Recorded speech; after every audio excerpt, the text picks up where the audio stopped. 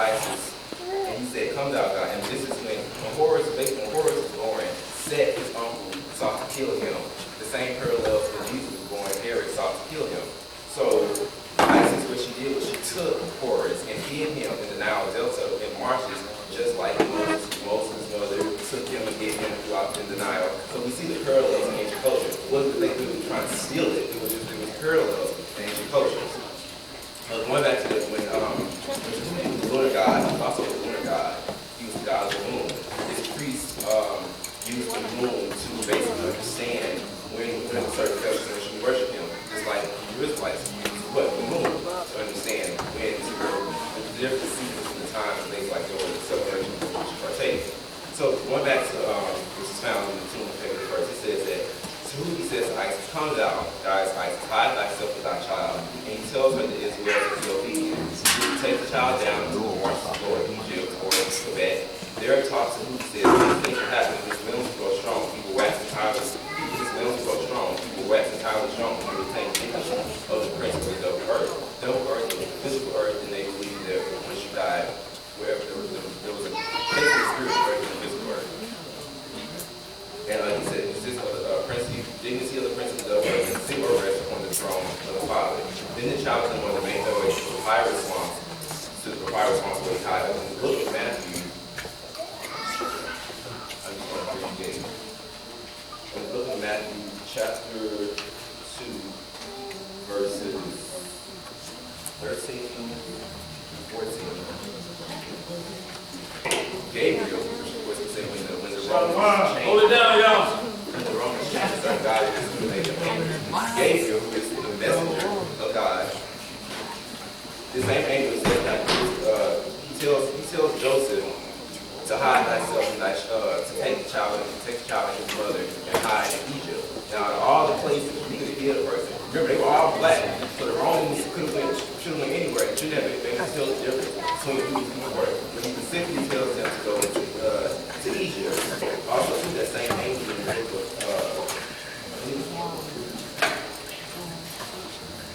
chapter 1, he tells Zechariah, he was a messenger telling Zechariah that a child will be born unto you.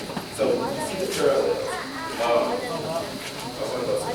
Maya was a female deity. She was the personification of wisdom. So basically they just took wisdom and just personified her as a woman. Now in the book of Proverbs, we see that the wisdom is likened to a woman. Proverbs chapter 8 and 9.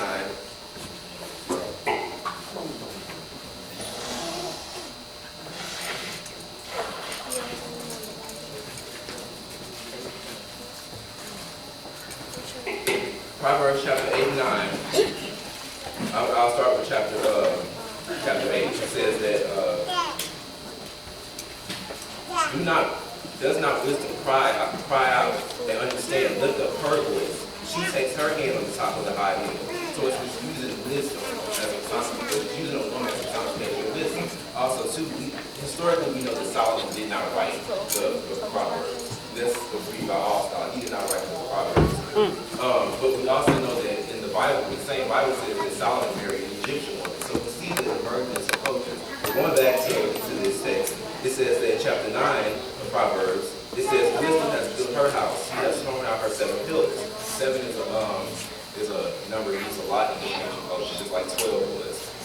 She has hewn out her 7 pillars. She has slaughtered her meat. She has mixed her wine. She has also furnished her table, and she has taken out her maidens. She cries out in the highest places of the city. Also, Proverbs chapter 17 and 18, see wisdom as a personification as wisdom is personified as a woman. Proverbs chapter 27.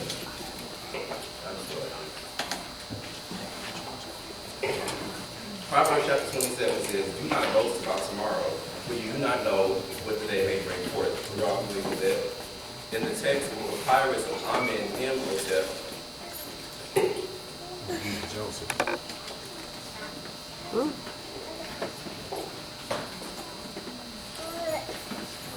The papyrus of Amen M. Joseph, they did it by chapter 2.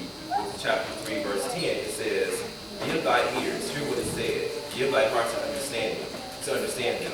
Let them rest in the casket of thy belly. sorry, I went ahead. It's actually the book of Amenhotep, the papyrus of Amenhotep, 19 verse 1. Sorry. So it says that Proverbs 27 verse 1 says, "Do not boast about tomorrow, for you do not know what will bring forth." Amenhotep, which of course existed long before the book of Proverbs, says that, "Do not spend the night fearful of the morrow. At daybreak, what is tomorrow like? Man not knows what tomorrow is like." Going back to Proverbs chapter.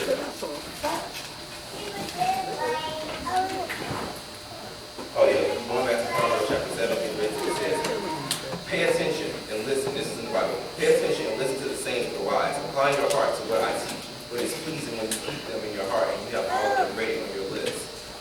The papyrus Amenhotep says, "Give thy ears," here's what it says, "give thy heart to understand them. Let them rest in the casket of thy belly. Let them be a key, and let them be a key in thy heart."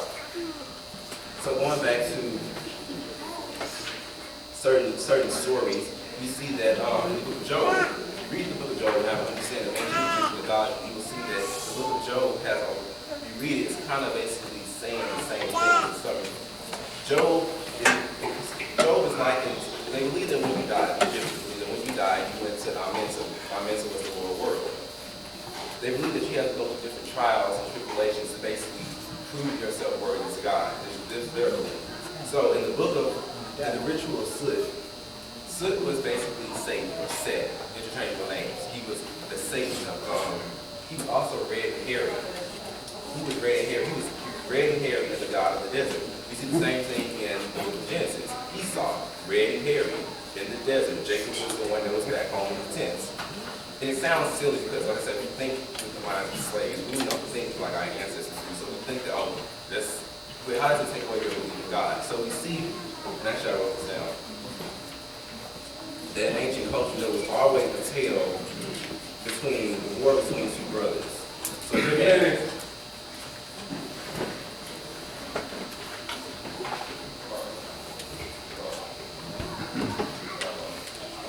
yes, we see the ancient tales. There was always a tale between two brothers. So we had Osiris and Seth, which were against each other.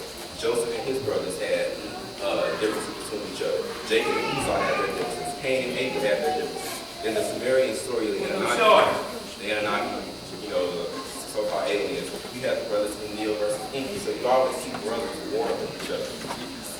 So there's nothing to the ancient story. So going back to the book of Job, in the book of the dead, the reason they called it the book of the dead was they thought it was talking about the city of the dead. It wasn't. In the book of the dead, I just want to go there.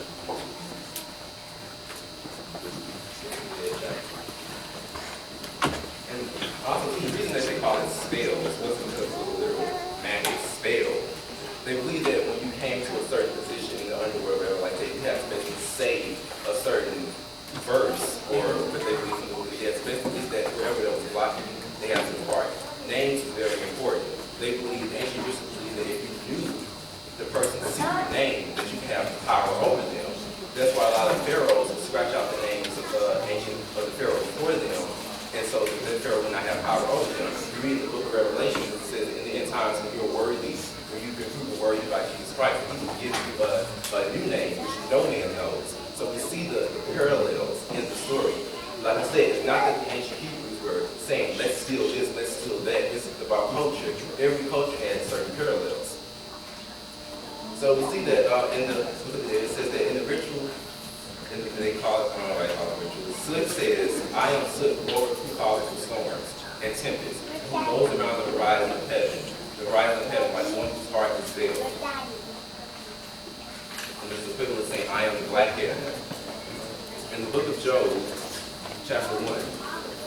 Daddy, what's he doing?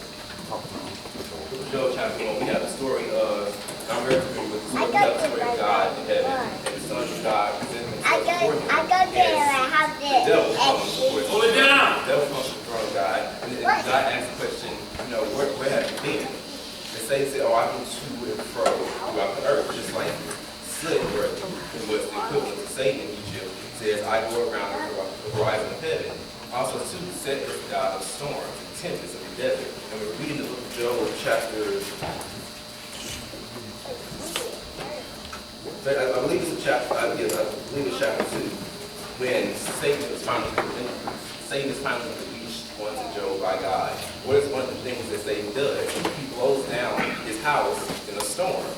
So we see the parallels that no, it's not good to take or stolen. It's just there are certain parallels in our cultures.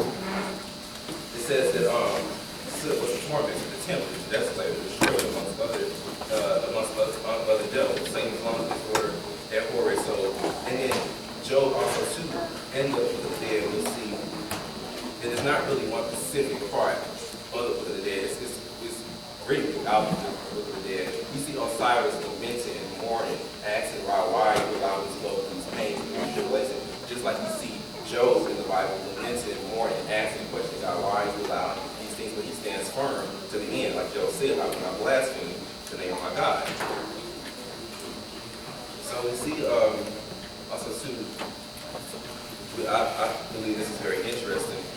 David in the Bible, the book of Psalms, read the book of Psalms and understand. See, the reason he says that we don't see any other prophecy or anything like that taking place, we don't see it from any other cultures. The reason you don't see it from any other cultures is one thing, you don't study other cultures. You just study the Bible. So naturally, you don't study other cultures, you're not going to know what they say. Hold it down, y'all. Now, I'm going to write this down, but Write it on the tab.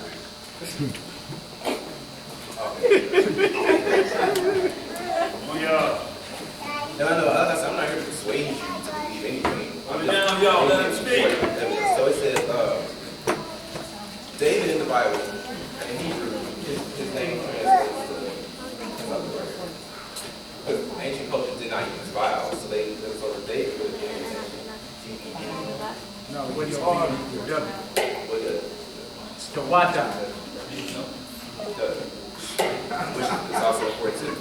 Because Tahuti, which I said was the messenger of God, he was also called the psalmist of God. His name translates, the Egyptians also could not use vowels, his name translates to W with T. W-T. Tahuti, and we'll see some parallels. Tahuti or Ta is the Lord of the 8th region of the dead. So the Lord of the region of the 8th. David is the 8th son.